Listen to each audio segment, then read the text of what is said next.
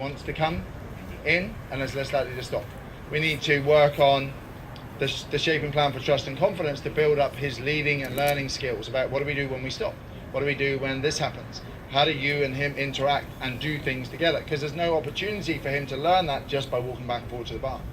So we begin to put that training in deliberately for you to learn about him and him to learn about you, and to how to walk over things and past things and through things. And we build up the bunting, and we have the bunting over the top, or maybe we have bunting that's 20 meters apart and we gradually build it in 5, 15, 10, 5, 2. So it's a meter apart, and he walks down the middle of it and he goes over the mat on the floor between the bunting. We get a rocket balloon out and we let that go, and we do all those. We get a little balloon, we blow it up a little bit and we let it go, and we build it bigger and bigger and bigger and bigger. And by the time you've done that work, you know what, leading isn't going to be a problem. I might have mentioned that the secret of equine training is to do the training. And I think quite often what we do is we steal the behavior. You can get him to the barn and then you're wondering why, wow, he stops. Sounds to me like we need to go back down the shaping plan, train deliberately for leading and working. When he does stop when you're leading, then you can choose about your principles. Is, do I want to use positive reinforcement to get him? Do I just want to use my negative reinforcement? I think what you're looking for is a kind of, well, if I turn him left and turn him right and back him up or do this, is that the answer to leading? And I think that's what a lot of method trainers will tell you. Shake the rope, back him up, wave the stick, do this. But I'm thinking if you're working with his brain, it's about asking why he's doing it and what you're doing when he does it.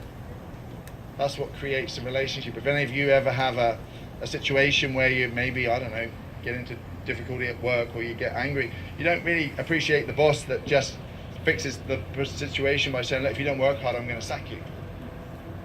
You want the boss that says, okay, what's the problem? How does this work? What can I do to help you? Do we need to change something? Do we need to give you some more training? Do we need to adjust the environment? Do we need to do something else? Yeah, when we get to equines, because I told you so. And I think we need to change that as a culture, globally, to go, if they're sentient beings, how come they're sentient beings until they do something we don't want them to do? And then they're just stubborn. So it's never as easy as going, what do I do when he bites me? Or what do I do when he won't lead? Or what do I do when he rears up? Number one is keep safe. So you can do what you got to do to stay safe and keep him safe. After that, whatever's going to preserve the relationship. Yes, ma'am. So I am an equine veterinarian, and when I first approach a horse patient, I will often, maybe even subconsciously, ask the horse a question just so I can gauge this horse's behavior. So typically it might be just a very gentle pressure on the shoulder, see if they yield, and it will give me an idea of what this horse's personality is, how safe he's going to be for me to work around. What would be a good question for me to ask a donkey? Same thing, but just you have to listen a little bit finer for the answer, because they're probably not going to give you the same signal. So that scale that you're working on, and what you're doing nicely is shaping the behavior. You'll be watching, a good veterinarian will be watching, or a farrier or a dentist, whatever they are, will be watching that animal from the moment they can see it, and watching to see what that animal does from a distance.